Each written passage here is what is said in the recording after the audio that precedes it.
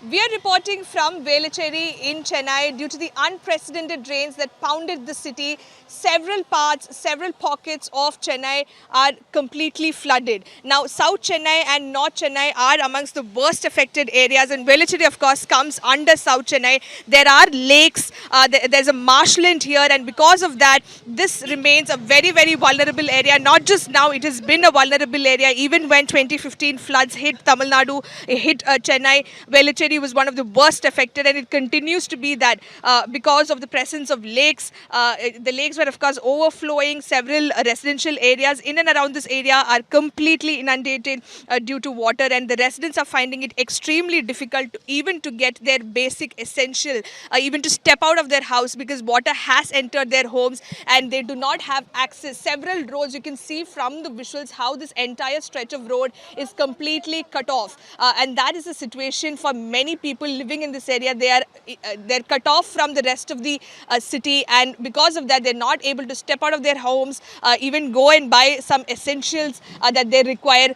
So what we're given to understand is that more boats are being deployed in this area to rescue people and bring them back to safety. That is something that the government is now prioritizing. In fact, while we were here, we saw DMK senior ministers coming to this area to take stock of the situation, to ensure that people are getting basic essential needs, and boats are being deployed to rescue people, to bring them back to safety.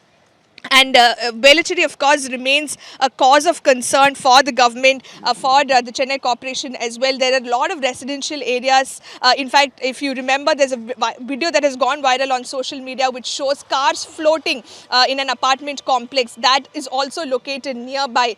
So you can imagine the kind of situation. This, of course, is happening due to the lakes overflowing, and it's also a low-lying area, vulnerable area.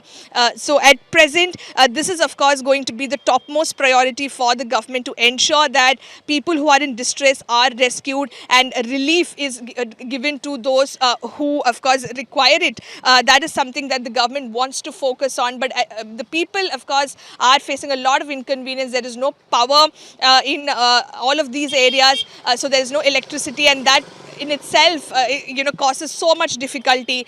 There is no access to roads. There is no access to basic essential needs. So it will, of course, take some more time for the water to recede from these areas. Though it has started to recede in core city areas, it will take time for the water to recede from areas such as Velachery, and that, of course, is going to be the next challenge for the government in order to ensure that water is drained out. Pumps and motors will be installed here to drain out water as soon as possible. The hope and prayer of everyone living in and around this area is for the water to recede and for their lives to come back to normal. With video journalist Daniel, this is Shilpa Nair in Chennai for India Today.